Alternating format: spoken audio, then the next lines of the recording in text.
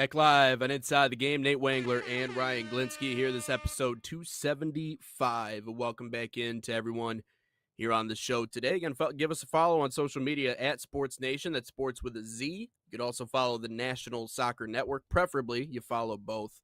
But Ryan, yesterday we had the NFL draft. Is always one of the biggest days in American sports. It is wild how the draft has evolved over the years. It is crazy to see how it went from really just a guy reading off a note card, and they did the entire draft in one day, to now it's almost a week-long celebration. And it is equally as bizarre just how painfully wrong we are about the draft sometimes as fans. Clearly, we think we know what's best for the organization, but there's so much misinformation and other things flying around, and I think Brad Holmes kind of bamboozled everybody yesterday by doing the right thing, which shouldn't be the expectation, but he did the right thing, and everyone was like, oh, okay, all right, fine. I guess the house is not on fire. We're actually doing okay. And so took Blake Miller with that first pick. He was number 50, I think, on the big board, but listen, I mean, compared to the other guy, he's ready to start quicker. He is going to be competitive. I don't really get into comps like that. I don't think like, oh, he's Taylor Decker. I don't, like he hasn't proven that he's Taylor Decker yet. Let's let the kid play. But I don't know, Ryan. I like the direction they went with that. Yeah, I would agree. Fabian comes into the chat. He goes, "Was up with a Z." So he was taking your whole Sports Nation thing with a Z up there. He says Raiders dropped the ball with Carson Beck. I don't think Carson Beck's gonna be very good. So thank God we didn't get to see Fernando Mendoza, all glory to God interview again, because Jesus, I can't take any more of those.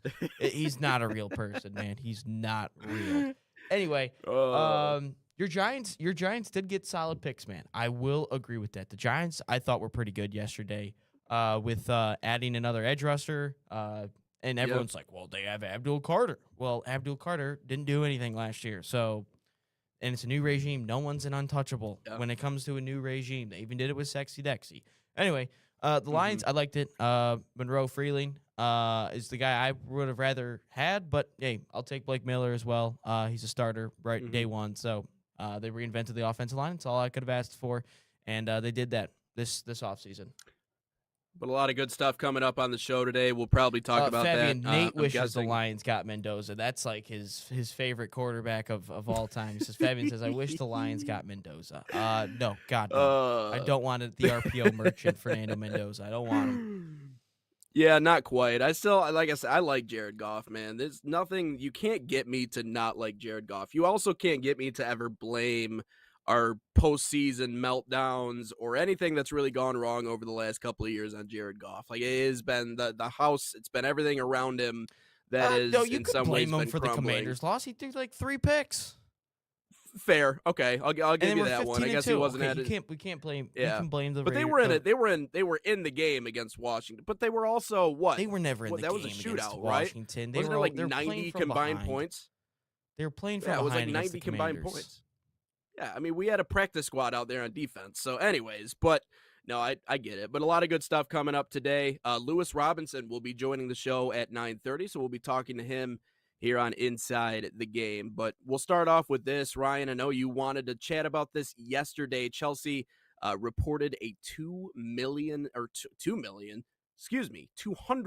loss and $24 million to a manager who didn't make half of his games. I love buyouts. It's one of my favorite things in sports to talk about. Obviously, there's been a lot of great ones in the domestic side of things here in American sports, but this is just another example of when you guaranteed money can really put you in a bad spot, and they had to pay out quite a bit. I just love what's happening to Chelsea. I love it so much. Just the illegal ways that they had stuff, and now it's finally getting to fruition. And when the day Man City gets it all, it's going to happen. Fabian, Lamine Yamal got hurt. LOL. I don't wish injuries upon anyone, so I can't really laugh at that, Fabian. But I will tell you this. I've never seen a player get injured while taking a penalty kick. That's just me. I've never seen that. Anyway, and also Todd Bowley being the owner and what he's been doing with the Dodgers. I mean, like, you just hate to see it. Anyway, Rezonor, £24 million buyout, $24 million buyout or whatever it is. He won 47% of his games, so he legitimately did nothing. And putting this into context a little bit, I would say Coventry City, like the team that's in the championship, about to be in the Premier League, their payroll, their weekly wages amount to 17 million pounds a year. That's 17 million just for their payroll alone. Yet this club has, 24 million for a buyout of a manager. I'm just saying, like that's absurd, Wow. and you could definitely see the pay discrepancies, between Premier League clubs to championship clubs and all the way down. Like it's just crazy to think. Even inside the Premier League, you have the top 6 teams, and then eventually it goes down. And then you look at how much money that they've spent over the last decade. They've spent the most money than any single club this entire decade. They spent over £2 billion. 2 billion. Yeah. I don't think I still have the graphic from the other day. I don't think I do. But when I was doing the show on Wednesday, I had it all of like the list of the top 10, but I guess I don't have it anymore. Good job, Ryan. Way to sell the bag there. Gosh, I'm dumb. Anyway, No, you're but they were good. You're good. 2 billion pounds. More, no club has even gotten to 2 billion yet. Yet they have 2 billion. They don't win anything. I mean, granted, we're gonna take the Club World Cup. We won that. No one put stock into the Club World Cup. It's a useless trophy. You had clubs from the Saudi League to the MLS to the Premier League to the Bundesliga. Like, no one actually put any stock into it. No one actually cared about it. The only reason you guys cared about it is because you were not going to win anything else in the year. You were never winning the Prem. You were never winning any of the Champions League. You're never winning an FA Cup, and you're never winning a Carabao Cup. Maybe you could win the FA Cup this year, but again, you're still not going to win it. But I just love what is happening to this club. They buy too many young players. I talked about this the other day as well. When your oldest player is a goalkeeper who is 28 years old, it's your oldest player, 28 years old, you're going to have a lot of issues because I know it's a cliche when it comes to sports, like you've got to have some veterans in the locker room. You've got to have some veterans in the locker room. I get it. But at the same time, you have just kids. You have kids walking around. You got kids on the team. Like you are just paying hundreds of millions of pounds for essentially kids my age, players my age. Yeah. They haven't proven anything yet. But Todd Bowley's solution to everything, it feels like, is just throw money at stuff. Let's see what happens, a.k.a. the Dodgers. Just continue to throw money at whatever you can do. And then let's see what happens. I'll tell you something, Todd. The Dodgers' way of thinking does not work with Chelsea. I'm just saying. And then you have a reported 200 million pound loss of money. Yeah. 200 million pound loss of money. I hope your World Series are worth it. I hope your 3-peat of World Series are worth it, Todd. But man, you know what's fascinating? You've got to figure some stuff out with this club. And by the way, I love it. Yeah. You know what's fascinating with what you just said, and I didn't even put 2 and 2 together, but now that we're having this conversation, it makes a whole lot of sense. What the Dodgers do, and it is brilliant in so many ways, and obviously they have the money to be able to buy up all the best talent in Major League Baseball. That's probably why we won't have baseball in a couple of years, or even as so soon as next year, because of everything that's going on in that regard. But what they do is obviously they have the Avengers at the Major League level, and they've had the Avengers for the last 5, 6, 7 years, whatever it's been. It's been a great run for LA. Like I've said, they're the new Yankees in so many ways. But the way they develop is a lot of times more than any other organization really in Major League Baseball, with the exception of, I know the Tigers do this a lot. I know the Pirates do this a lot, which is ironic because it doesn't look the same, but they will go out and they will draft preliminarily high schoolers because they want guys who have a longer leash, have a higher ceiling, and that they can get in there and train the Dodgers way.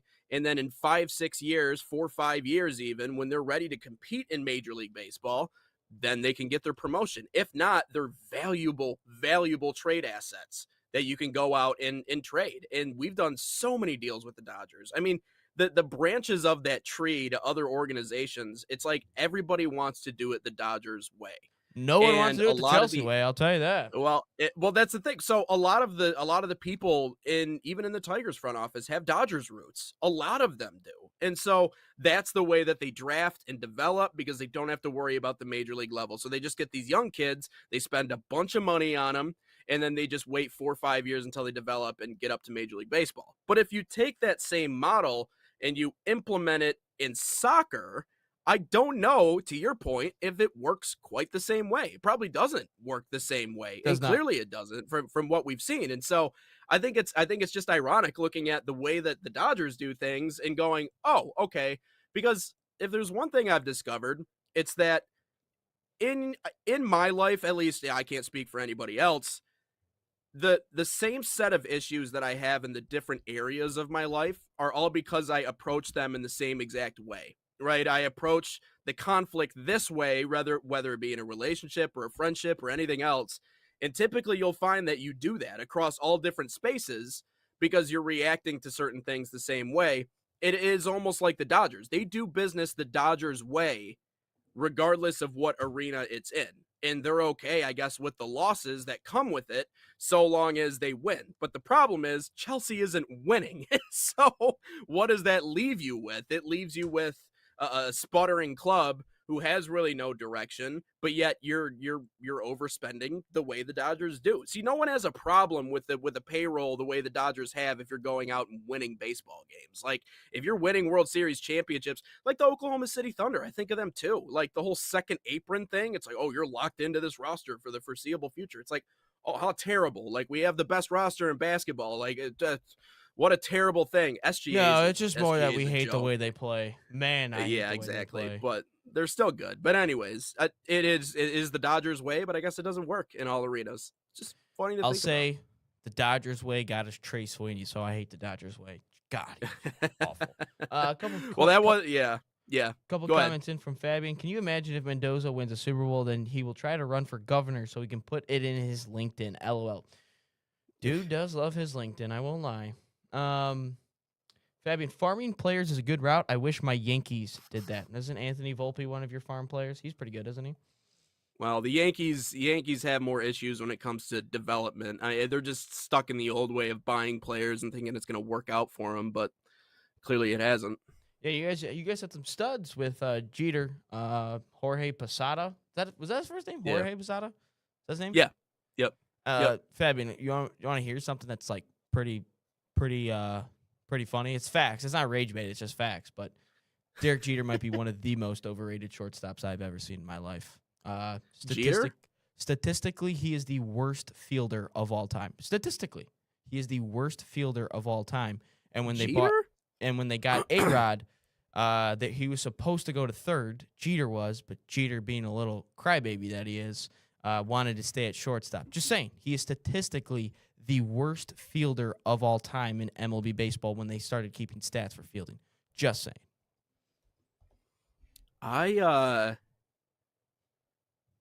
Just saying. Yeah. Okay. He was Highly. the sixth. He was like the sixth or like the seventh best shortstop, like for multiple years. That's like fascinating. In that year Yeah, because of the MLB, and they gave him starting spots in the All-Star game, and 'Cause everyone was like, "Dude, yeah. Limited range according to reliable fielder, but low error rate, but had limited range according to metrics like defensive runs saved, which obviously means a lot, often costing his team runs. yep," Which all means time. that he was a below average defender, but he had 5 Gold Gloves during his career. So I mean, if that tells you anything Hey, about if what you look advanced at metrics, if you look at some of those Gold Glove Wow. years, there's a handful of shortstops that were better than him, but the MLB Yeah. was like, "It's Derek Jeter and the Yankees. We'll give it to him." Just saying, statistically, Stars, man. Derek Jeter is one of the most overrated shortstops of all time. there you and- go. but what there you go, hides Fabian. it- That's what. What hides it is the fact that he throws it from the outfield in, or he makes a catch diving into the stance. That's what hides Derek Jeter's. His arm was impressive. I will say you can't doubt the arm strength, but obviously he had limited range. So there you go, Fabian. And that's a benefit of playing in New York. And Jeter being in was Hollywood, not the man. Messi of baseball. I'll tell you that right now. Jeter was more of the. He's the Jeter Messi of was New York. more of the Neymar of baseball. I'll give you that. He was more of the Neymar. I'll tell you that right now. Yeah. Like, you think about it. Only won stuff when the rosters were insane. Never really did anything when he was kind of like the main guy. Just saying. I'm just putting it out To there. be fair, I think most great players are either liability in one way or the other. It's rare that you find a player that's like that four-tool kind of, guy who can do it all. I hope Kevin I see McGonigal can Kevin do it, McGonigal obviously. becoming that, Just saying. but He's the God. knock on him coming in, was he didn't have an arm. He was No, playing second base. God And we're has like, an this arm. kid ain't got an arm. He's got an arm. Like, apparently that's coming along just fine. But anyway, let's take a quick break here. When we come back, we'll talk a little bit about the World Cup, and then again at 9:30, Lewis Robinson will be joining the show. Let's tell you a little bit about FC Bayern Summer Soccer Camps, a proud sponsor of the National Soccer Network, fostering football excellence across North America. Open to boys and girls of all skill levels, FC Bayern camps deliver elite training inspired by FC Bayern Munich's world-class philosophy. Select your city and start a promising soccer path. Right now, save $30 on registration by using promo code BayernNSN30. Again, that's BayernNSN30, or scan the QR code on your screen. Learn more at FCBayernYouth.com.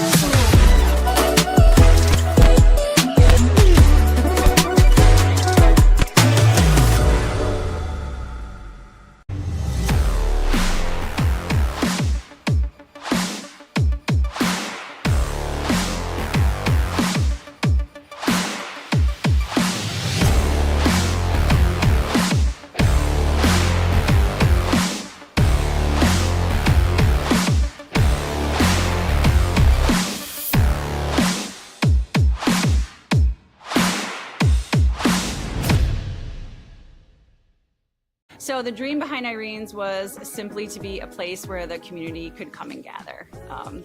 This is my hometown, we're raising our family here, and we just want to be a space where people can come together as a community and share a great meal.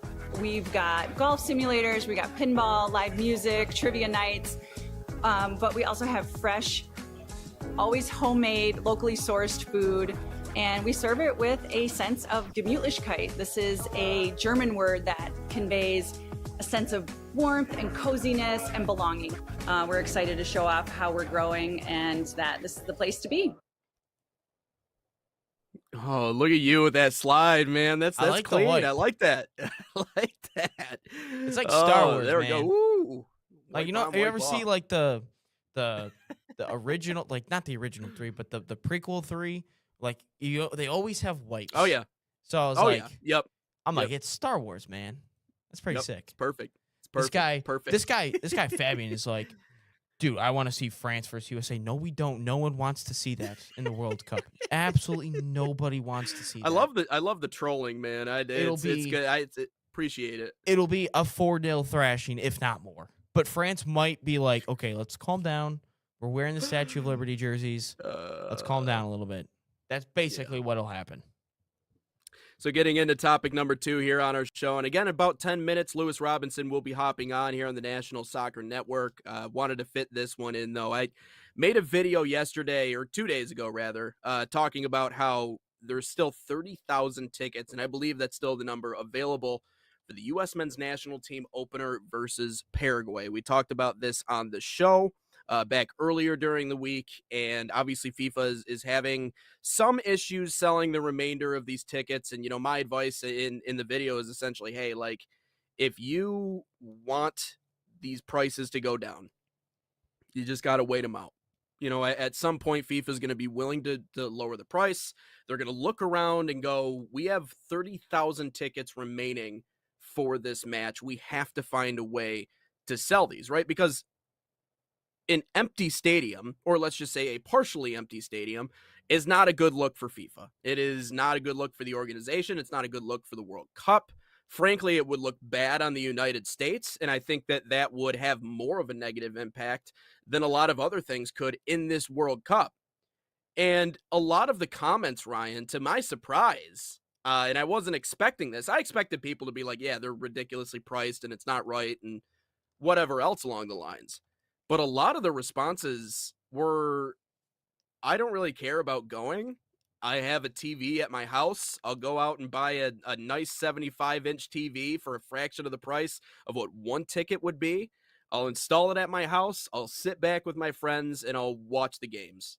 And to me, it seems like there is a type of energy around really USA fans right now that goes, this team doesn't excite.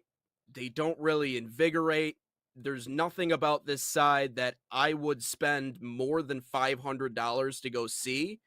And it's leading to a, like we talked about yesterday with John Kowalski, a lack of enthusiasm around the World Cup.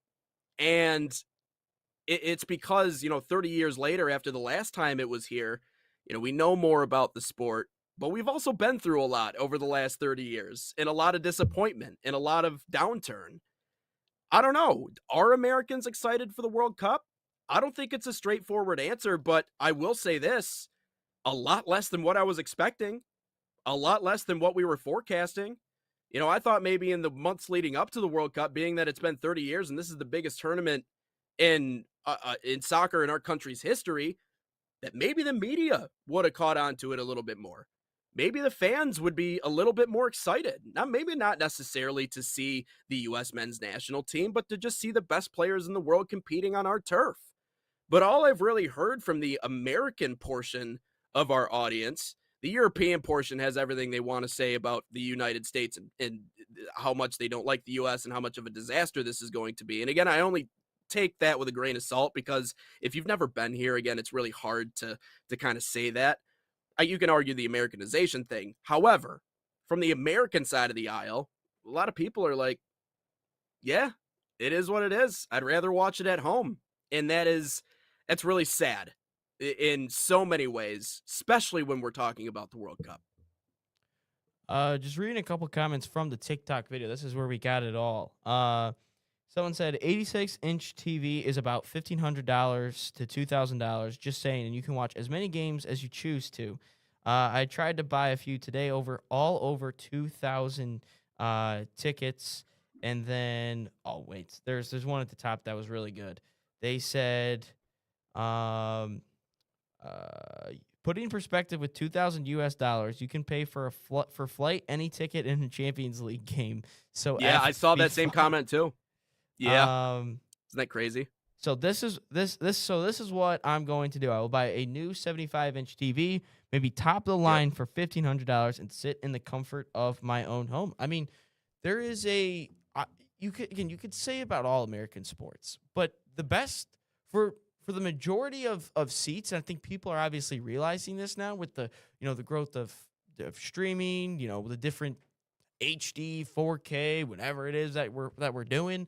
Like, people have realized that the best seat in the house is in your own house. That's just what Americans want. You're telling me instead of paying $500 to sit the last row of Ford Field, the top row at Ford Field, I could just sit at home and get a better view, but just by sitting on the couch and paying whatever it is for maybe a cable bill or just to watch Fox. Like, that's it. Yeah. People with obviously back in the day, you kind of had to make prices obviously much more reasonable because the only way that you could truly watch the game without listening to it on the radio, you had to go to the game. Like, what was on TV was not a great picture. Obviously, now it is all changed, and that is what's better. Like, I spent $50 on a ticket to the Pistons versus the Spurs this year.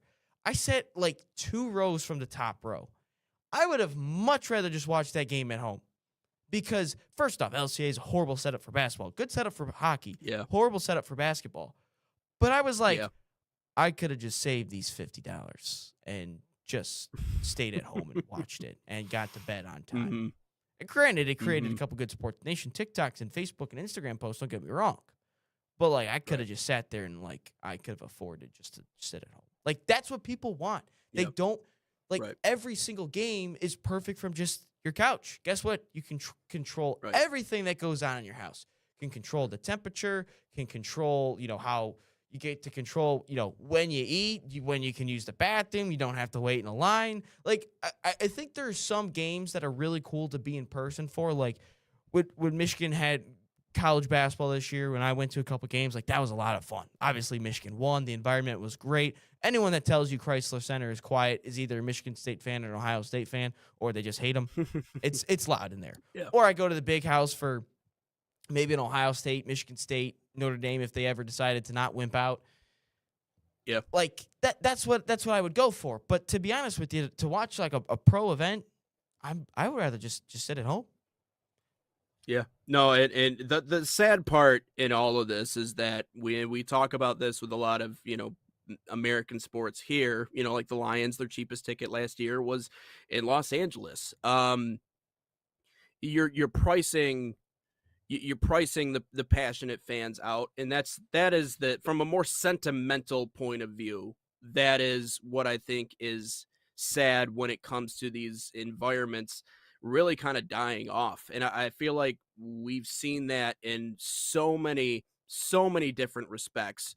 And it's resulted in these environments being either more quiet or less authentic. People are doing the wave when it's the fourth quarter and there's a minute 58 to go and we're on a potential game-winning drive. Like it is not to say that people with money can't be true passionate fans. I'm not saying that, but I'm guessing that the guy who's willing to spend $1,000 on a TV and sit in his living room and watch it is also the guy that would add to what that environment is. And that's why I feel like the affordable attractions, sometimes those are the best crowds. Like I even think about like minor league ball. Like I know that you're like you would rather be out on a lake during the summer than a minor league game, but I tell you, if you come to the Whitecaps on our 4th of July game, there's going to be 10,000 people there and it's going to be loud as hell. And it's going to sound like what a crowd of 25,000 would sound like if they were uninterested or just, whatever, just there just to be there. I like but the that's boat. like that's I like the lake. minor league ball because they can afford it. Yeah, I get it, Like, but you guys got all man-made lakes out there, so you come over where the real lakes are over here.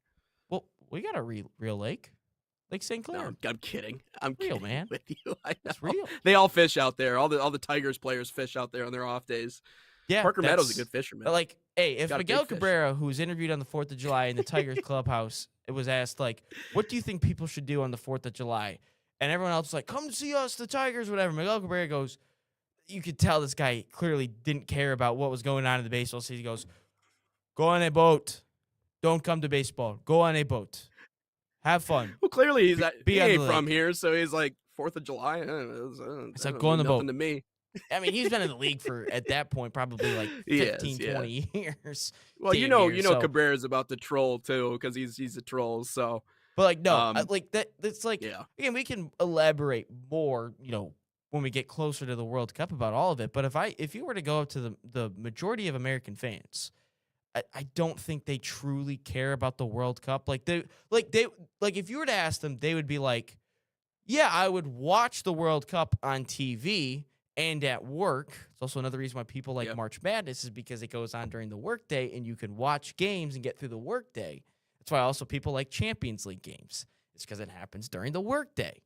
But for the most part, if you were to go up to an American fan and be like, "Are you watching the World Cup? Or are you excited for the World Cup?" "Yeah, I'll throw it on the TV as some background noise because it'll be the dog." Because either their baseball team is horrible or they just don't care about baseball. They're like, "Yeah, I'll just throw it on in the background just while I'm chilling, doom scrolling, and just throw it on." Like, but the majority would not say, "Yeah, man, I'm super stoked. I'm looking forward to going to MetLife Stadium and all that stuff." Yeah. No, yeah, majority are just gonna be like, Right.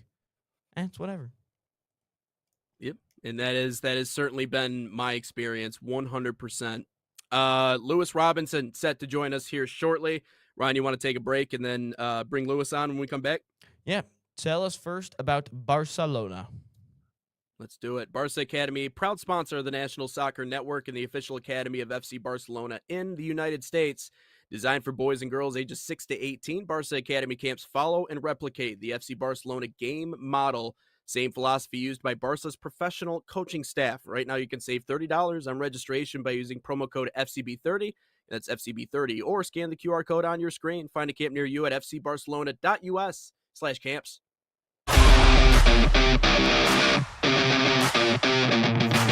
In Barca camp, I see my son grown on and off of the field.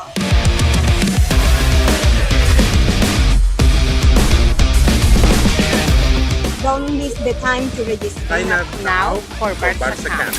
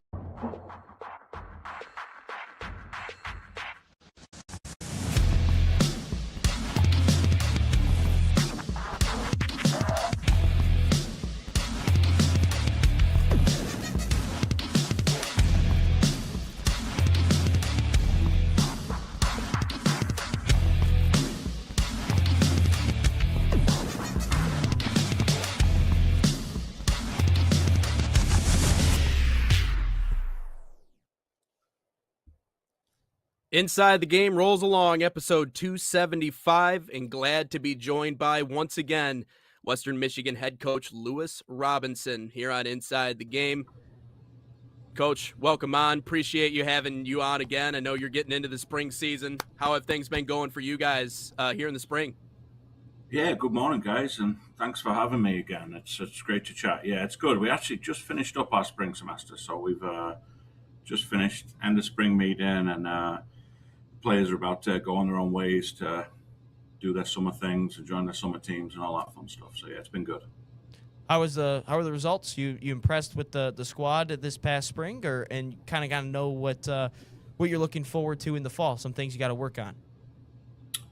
Yeah, that's always the case in the spring, right? I think results have been up and down. We've won one, I think, tied one, lost two. So it's results aren't always everything in the spring, though. I think we got lots of good close games. You know, we started the Michigan Spring Cup, so we got to play some really competitive games against some good teams, which is important. The games felt a little bit more like fall games, so a little bit more competitive.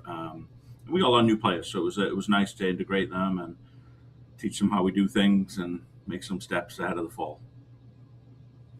I have to say, I really love your backdrop today with all the hardware behind you. You really got a good setup over there. Obviously, you talked about the spring is designed for coming away with points and what you want to address as the season comes up. What are some of the positives you've taken away from your team in the spring semester? Yeah, well, it's a lot of new people. You know, we brought in 4 freshmen, high school seniors actually, that enrolled early and came in January. And then we brought in 4 transfers. So we got to see a lot of new people, and I think really brought them up to speed just in how we do things as a team. You know, how we train, how we play, our game model, what we like to be about, our expectations. So that stuff all takes time, and we've got a fantastic group, a load of really talented players and hungry players. So yeah, just been excited about that. It's always nice to see the competition, you know, see players that maybe didn't play as much in the fall get opportunities to grab a position or step into a new role or show kind of where they've improved. You know, it's one of my favorite things about college soccer is the season finishes, you know, hopefully usually some point in November, and you get kind of 2 months to go away and train and improve and come back to us when we start training in February. So it's always great to see kind of who puts the work in, who improves in what ways, and who's ready to change kind of their role in the team, right? I always like asking coaches, you know, transfer portal questions. And do you like the way the transfer portal is set up for you guys? Maybe a couple of critiques that you might have, or just like it?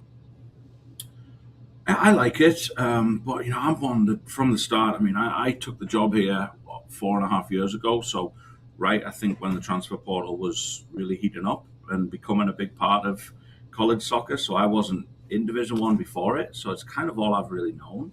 And we're just big. I think we're big as a staff and a program here, and my admin and my AD and bosses are big on, let's not complain about what college sports are or are becoming. Let's use it to be great. And I think that's what you've got to do, right? So the positives here at Western Michigan is we're a very transfer-inable institution. I think we're a place that a lot of people like to come, that a lot of people like to go to. We've got a really wide variety of majors and great athletic department. So I think we get a lot of success with players figuring out kind of where they want to be. And we've had a lot of success with local players that maybe want to come home or want to be close to home or want to be in the Midwest region or want to be playing in the MAC, in the top end of the MAC. And yeah, it's been great for us. So we like it. We're bracing ourselves and getting ready for next week. I'm sure it'll be busy, but it's a good busy for us for sure. And obviously the most important thing is fit in the transfer portal and finding someone that fits exactly what you guys want. I think success builds on itself, and obviously that's led to you guys bringing in a couple of new additions, new transfers like Ryan was mentioning, Olivia Anderson, Sydney Dulock, Tessa Fagerson. I hope I'm pronouncing that right, and Olivia Smith. But 4 new additions for you guys. Who have you been impressed with so far here early in the spring of that group that's come in?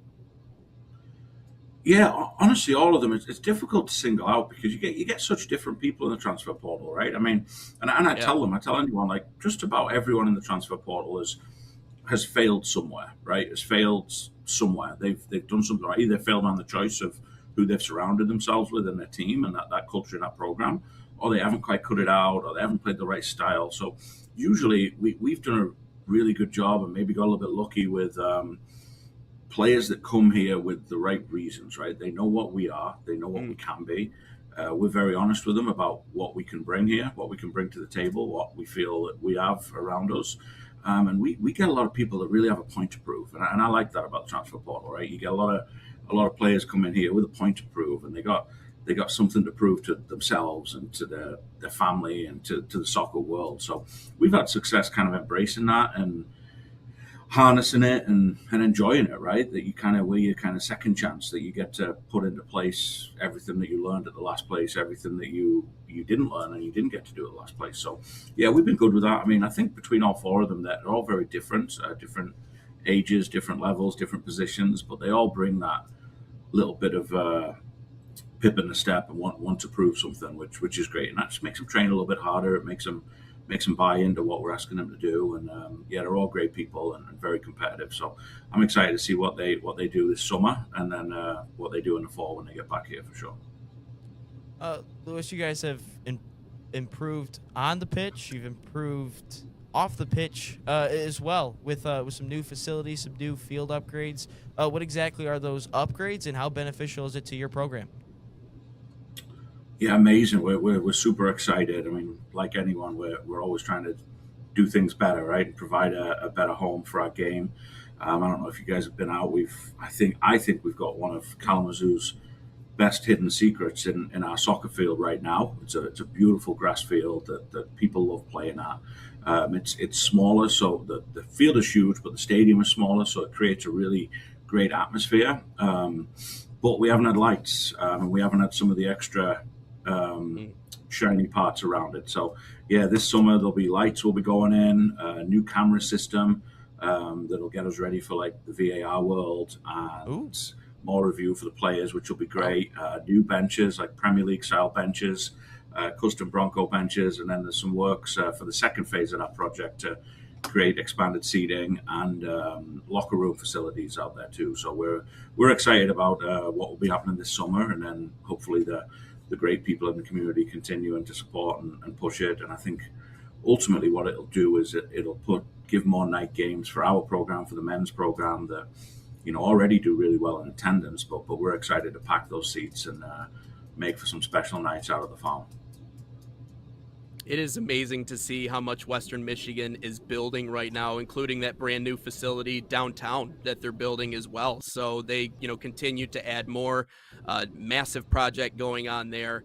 Continuing along the off the field stuff, there were 6 programs at Western Michigan that posted a perfect graduation success rate. You guys were one of them. How much pride do you take in the academic side of things? Yeah, a lot.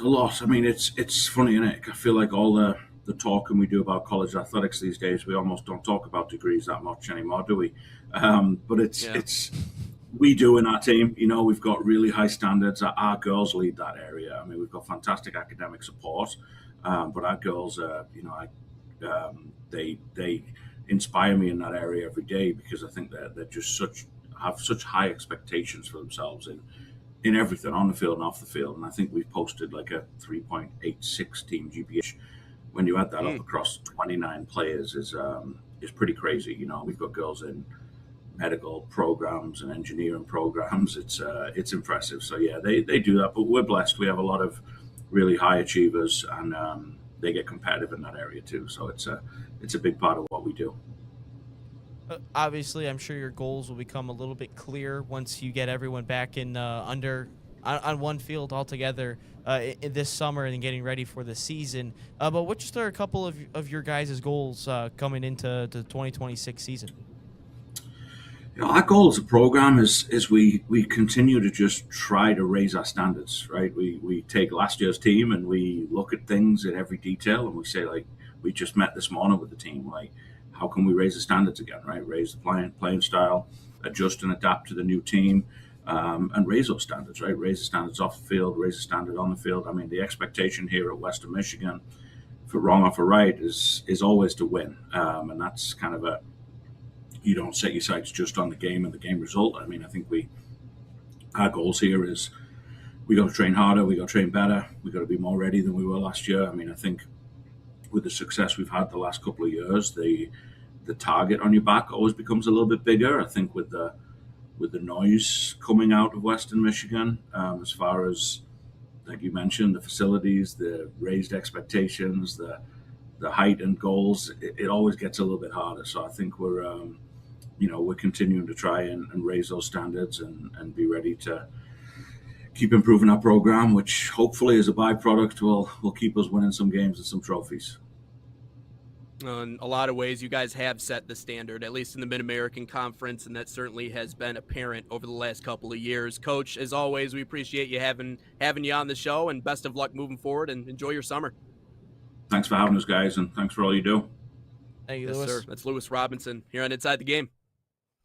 Always good having him on. And yeah, Western, it is crazy. I don't know if you've seen the plans for that downtown facility they have, but they're going to have hockey, basketball, and it's going to be big enough to essentially hold any concerts that they have in downtown Kalamazoo. It's going to be like at the epicenter of downtown. Now, I don't know how far out that is timing wise, but pretty cool, man. You just take a look at it. I know you're a Central Michigan guy, I get it, but you know, it's still pretty cool. So no, always good having Lewis on. I have heard about the hockey arena, just through the grapevine and scrolling through Twitter, and obviously I saw at the football stadium that they're going to host Michigan hockey for a hockey game. Yeah. This upcoming season. I don't know the exact date or anything, but no, they seem to be having. I don't really want to say it, but they seem to have things going in the right direction for the Broncos over there in Kalamazoo. Man, Well, that's hard to say, man. Like that is equivalent of giving like Ohio State a compliment, man. Yep. That was Yep. tough. It But hits no. home, doesn't it? But no, CMU should shout out Western promote their Michigan. ACHA. Yes, great for Lewis Robinson. CMU should go from ACHA to NCAA. All right, just get adopt the hockey program because you're in Michigan. We've had this discussion in the athletic department before when I was there, and they always said we're gonna have to hire double the staff now and we don't have a spot to put a hockey arena. We already built a place for the whole golf team to do stuff, but the hockey arena in Mount Pleasant is like 5 minutes kind of out of town. So like it's going to take a minute to get there. And then you also got to think hockey season kind of overlaps with kind of football season, and it goes just past basketball season. Obviously, Central Michigan probably wouldn't make the tournament in hockey. But yeah, it's a long season, and I don't know if Central Michigan could support a hockey team. I don't know. You probably have to get a lot of money, something. a lot of money too. Well, and you got to deal with Title IX and all that other stuff. But I'm saying you're in Michigan, so it's the perfect place to start one if you want to start a hockey program. But no, I definitely get it. Just beat them in football. That's all that matters. Yeah, We need to. We need to. We didn't. Yeah. We didn't get the job done last year, so we need to. Yeah. Absolutely. Let's talk about Man City soccer camps, and we'll bring it back for the last segment here on Inside the Game today. Man City soccer camps are a proud sponsor of the National Soccer Network, bringing world-class training inspired by Man City's global football philosophy to players across the United States, open to boys and girls of all skill levels. These camps focus on technical development, decision-making, and playing the game the City way. Right now, you can save $30 on registration by using promo code MCNSN30, or you can scan the QR code on your screen. Go to usacamps.mancity.com.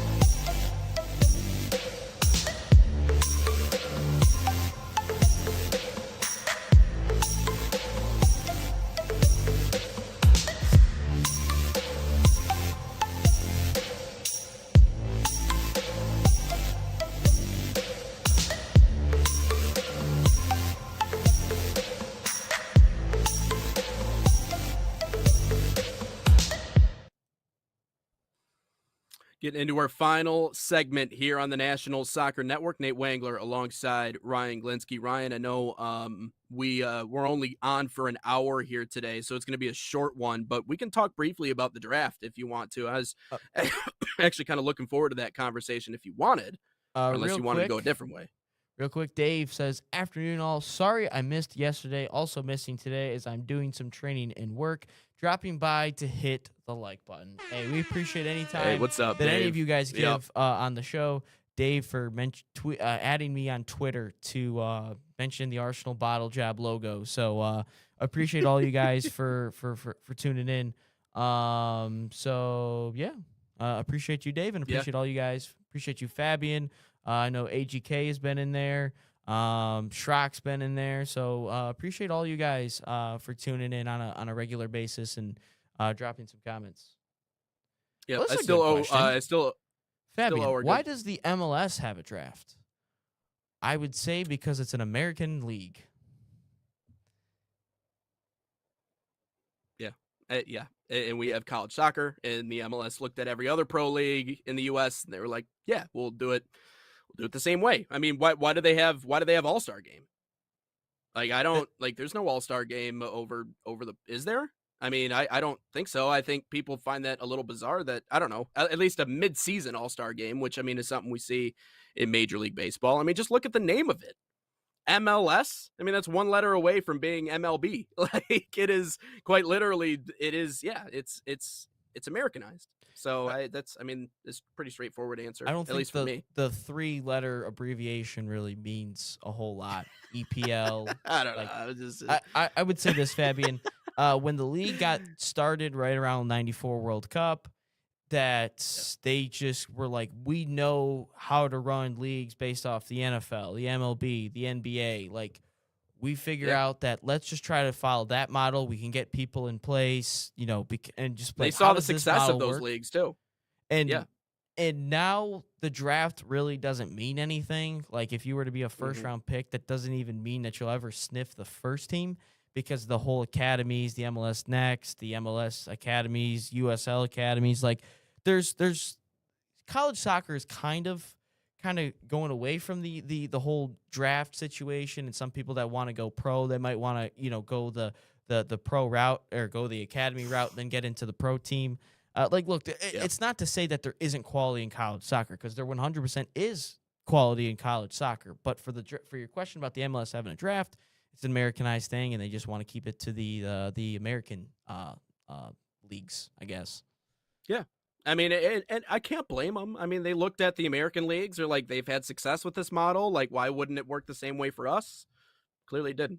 Another question from Fabian going towards you, Nate. Nate, would you like to see Spain versus USA or France versus Argentina? Who would win? I mean, Spain versus USA would be fun just because, I mean, we're the underdogs, right? So, We'd get killed. Wouldn't even matter. We probably would, but I mean, if the expectation is getting killed, anything better than that is like a great success. So, I don't know. I think that'd be fun. But France and Argentina would, I mean, that would be absolutely electric too. I would love to see the rematch with Mbappe and everybody else and all the storylines around that. I mean, it would have a Destiny feel to it. And somehow I know whatever UK announcer they have on that game would just immortalize that moment in a way that that no one else can quite do. So I think that would be legendary as well. So I can't go wrong either way. But yeah, no, we'd probably get destroyed. But I mean, if you go in with the expectation that we ain't going to win this game, I guess it makes it a little bit easier. I kind of felt that way against the Netherlands in 22. I'm like, let's just get off to a good start. Let's not give up one. Let's not concede one in the first 5 minutes, and let's just see what happens. But obviously we whiffed on that opportunity. But no, I think either would be fun. But you want to get into the question of the day? Yeah, you kind of stole my question of the day. I was like, what do we think of Blake Miller? But I created a good one. So it's going to be based on what I saw off Twitter this morning. Tensions could be rising. Anyway, Salt Athletic, an official sponsor of us here at the National Soccer Network. Use promo code NSN15 to save 15% off of that #1 smell-proof cleat bag. That 100% works. Scan that QR code on your screen or visit saltathletic.com today. But question of the day, is this year Matt Stafford's farewell tour? Ty Simpson went number 13 overall last night. Yeah, that is true. I mean, you saw the reaction. I don't know if you saw the reaction from Sean McVay. That's what I was getting at.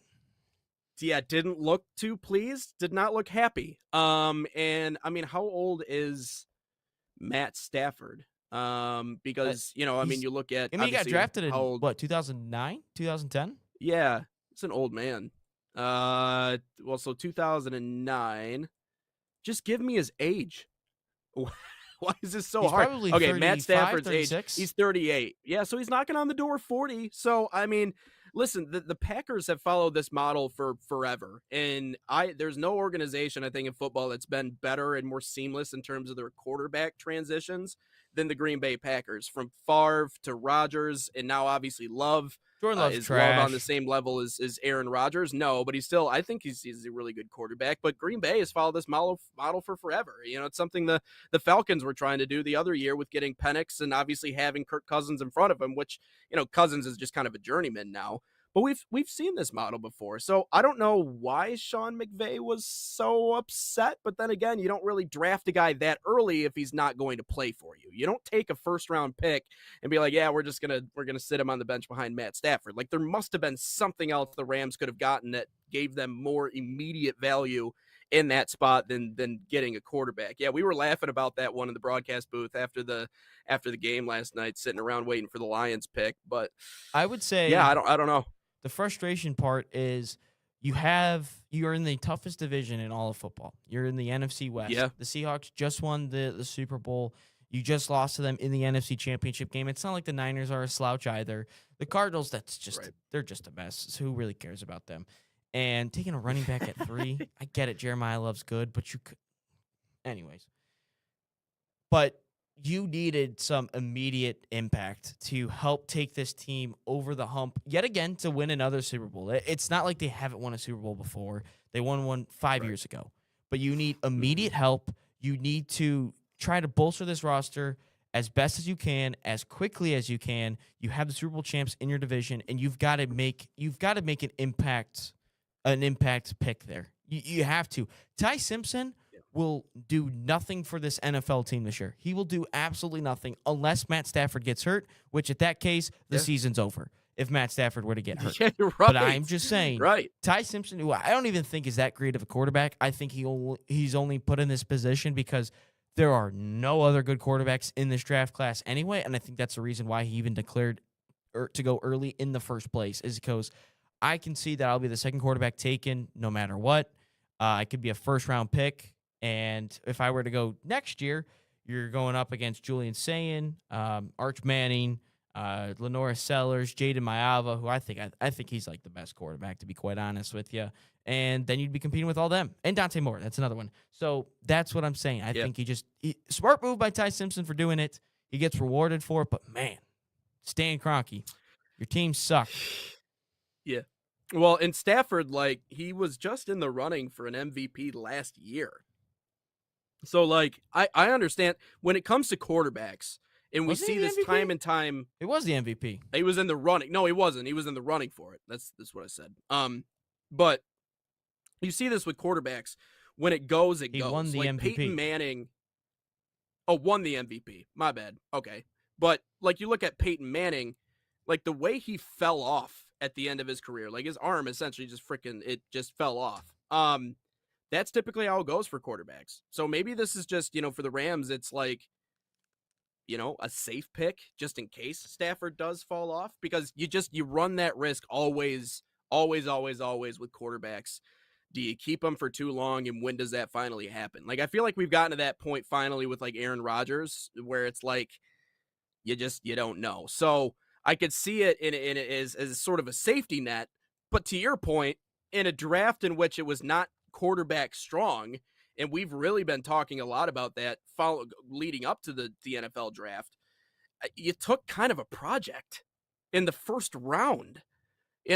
Hopefully Matt Stafford can coach him up. Hopefully this guy is what you need him to be, but I don't like projects. It's the same reason why I was very happy that the Lions didn't go with Monroe Freeling last night, because he's more of a project. Like, you need someone that's NFL ready, especially if you're going to take a quarterback that high. So it is a head scratcher in a lot of ways. And I think what's more alarming, if I'm a Rams fan or if I'm someone who follows this team closely, is there a rift in the front office now? Is Sean McVay looking at the other guys around him and going, hey, you guys don't have the same interest in mind that I want, because that's not the face of a head coach who's happy with the draft pick. I mean, normally you see them handing out, handshakes and hugs and everyone's happy. Not that time around. And we've seen that before, but I don't think Sean McVay was happy with that choice at all. So, will Kansas City win a Super Bowl this year, or will it be the Seahawks again? Kansas City will not win a Super Bowl this year. I don't think the Seahawks will repeat. It's very hard to do that. Please don't tell me the Bears will win. No, I don't think the Bears will win. I do not think they will. I think they'll win the NFC North. I do not think that they will win the Super Bowl. It's very hard to predict the NFL. It's all over the place. I hate that Colston Loveland is as good as he is now. I used to like it back in college. I don't really like it so much now, but I will say, Fabian, the Cowboys have gotten secretly kind of good. So I'm kind of afraid for them. I'm afraid about them. Yeah. They are kind of good. They turned the whole Micah Parsons thing and turned it into a massive positive. Now they got Caleb Downs. It's also the Cowboys, so you never know. But anyways, that'll wrap up episode 275, an abbreviated version of our show here today. We will be back on Monday, bright and early at 9 a.m. to talk to you guys about everything in the soccer world as we continue to barrel closer and closer to the World Cup. Again, give us a follow on social media, National Soccer Network, as well as Sports Nation. That's sports with a Z. And until we talk to you guys on Monday, so long, everybody.